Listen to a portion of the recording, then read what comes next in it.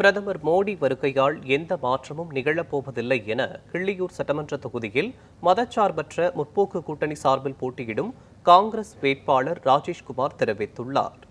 கிள்ளியூர் சட்டமன்ற தொகுதியில் மதச்சார்பற்ற முற்போக்கு கூட்டணி சார்பில் போட்டியிடும் வேட்பாளர் ராஜேஷ்குமார் சூழல் சுற்றுவட்டார பகுதிகளில் தீவிர வாக்கு சேகரிப்பில் ஈடுபட்டார். செல்லும் இடமெல்லாம் அவருக்கு மக்கள் மலர் தூவி வரவேற்பளித்தனர்.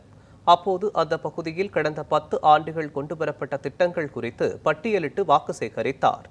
தொடர்ந்து நியூஸ் 7 தமிழுக்கு பேட்டியளித்த அவர், தேர்தல் என்று வந்தாலே பிரதமர் மோடி தமிழகத்திற்கு அடிக்கடி வந்து செல்வார் என்றும், அதுபோன்றுதான் ரோடு ஷோ நடத்த நாகர்கோவில் வருவதாக தெரிவித்தார்.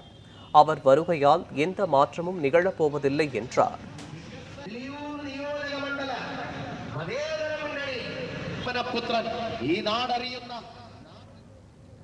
தேர்தல் காலம் வந்தவுடன் அதிகமான நாட்கள் தமிழகத்தில் வந்திருக்காரு. இதான் முன்னால் உள்ள தேர்தல் களத்தினுடைய நிலைமை. இப்போ தொடர்ச்சியாக இன்றைக்கு கூட நம்முடைய நாகர்கோவில் பகுதியில் வேப்பமூடு சந்திப்பில் ரோட் ஷோ பண்ண போகிறாரு. அவர் வர்றதுனால இங்கே ஒன்றும் பெரிய மாற்றம் நிகழ்ந்துறாரு. எந்த காலகட்டத்திலும் கன்னியாகுமரி மாவட்டத்தில் மதசார்பற்ற கூட்டணியுடைய வேட்பாளர் தான் வெற்றி பெற்றிருக்காங்க. அது ஒவ்வொரு இடங்களில் தேர்தல் பிரச்சாரத்துக்கு போகும்போது மக்களுடைய முகத்திலே அது தெரியும்.